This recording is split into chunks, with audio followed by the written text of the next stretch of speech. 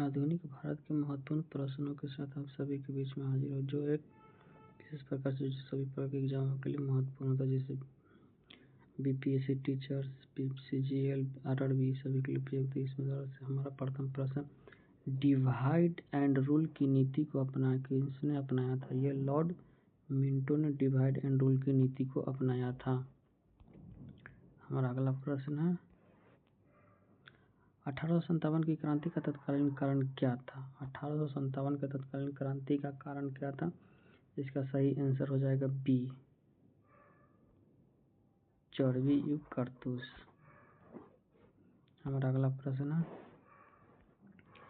Young Bengal आंदोलन के प्रवर्तक कौन थे? यंग बंगाल आंदोलन के प्रवर्तक कौन थे? इसका सही आंसर हो जाएगा सी, हेनरी विलियम डिजोरस थे।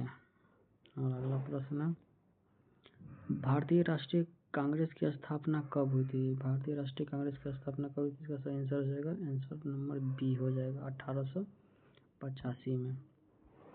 और अगला प्रश्न है, भारतीय असहयोग आंदोलन किस वर्ष शुरू हुआ था? भारतीय असहयोग आंदोलन, ये इसका आंसर हो जाएगा बी, 1920 में शुरू हुआ था।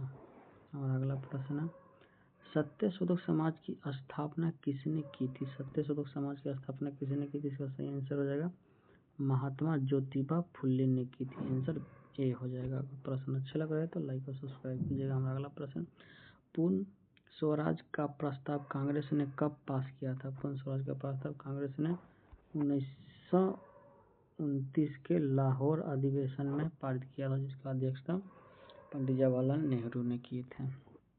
और अगला प्रश्न है, गांधी इरविन समझौता कब हुआ? गांधी इरविन समझौता कब हुआ था? इसका आंसर हो जाएगा सी, 1931 में गांधी इरविन समझौता। हमारा अगला प्रश्न है, भारत छोड़ो आंदोलन कब शुरू हुआ? यह भारत छोड़ो आंदोलन है, इसका आंसर हो जाएगा सी, 1942 में भारत छोड़ो आंदोलन शुरू हुआ। हमारा अगला प्रश्न है, अनुशीलन समिति किस शहर में सक्रिय था? अनुशीलन समिति जो किस शहर में था? ये कोलकाता में था, अनुशीलन समिति सक्रिय था, ये आंदोलन है। हमारा अगला प्रश्न है, हिंद स्वराज पुस्तक किसने लिखी थी? हिंद स्वराज पुस्तक किसने लिखी? इसका सही आंसर हो जाएगा डी, महात्मा गांधी ने हिंद स्वराज पुस्तक लिखा। हमारा अगला प्रश्न है, साइमन कमीशन का बहिष्कार क्यों हुआ था? साइमन कमीशन का बहिष्कार क्यों हुआ था? इसमें ऑप्शन छूट के लेकिन ऑप्शन दिया, इसका आंसर हो जाएगा इसमें भारतीय सदस्य, साइमन कमीशन को एक भी भारतीय सदस्य नहीं थे, इसलिए साइमन कमीशन का विद्रोह हुआ। हमारा अगला प्रश्न है, भारतीय संविधान सभा का गठन किस योजना के तहत हुआ था? भारतीय संविधान सभा का गठन किस योजना के तहत? इसका आंसर हो जाएगा सी, कैबिनेट मिशन योजना के तहत गठित हुआ था, जो कि 1946 में। हमारा अगला प्रश्न, जालियांवाला बाग हत्याकांड किसने किया? जालियांवाला बाग हत्याकांड किसने किया? इसका सही आंसर हो जाएगा ऑप्शन में हो जाएगा बी, जनरल डायर। इसमें दो तरह के प्रश्न पूछते हैं कि किसने यहाँ पे किसने दिया था आदेश,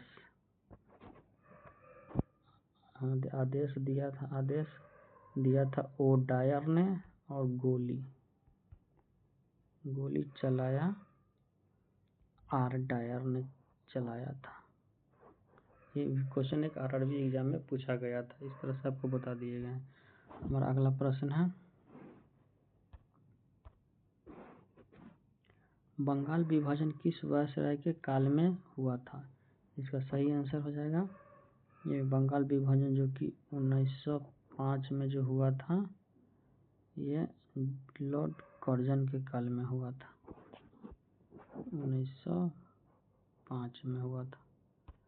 हमारा अगला प्रश्न है, फॉक्सचुलर आंदोलन किससे संबंधित है? इसका सही आंसर हो जाएगा यह शिक्षा से संबंधित है। हमारा अगला प्रश्न, स्वराज पार्टी की स्थापना कब हुई थी?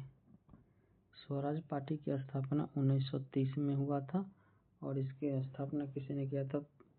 चित्तरंजन दास और मोतीलाल नेहरू ने स्वराज पार्टी की स्थापना किया था। हमारा अगला प्रश्न, अल्फ्रेड पार्क में किस क्रांतिकारी ने आत्महत्या की थी? इसका सही आंसर हो जाएगा चंद्रशेखर आजाद, आंसर सी, चंद्रशेखर आजाद ने की थी। अगला प्रश्न है,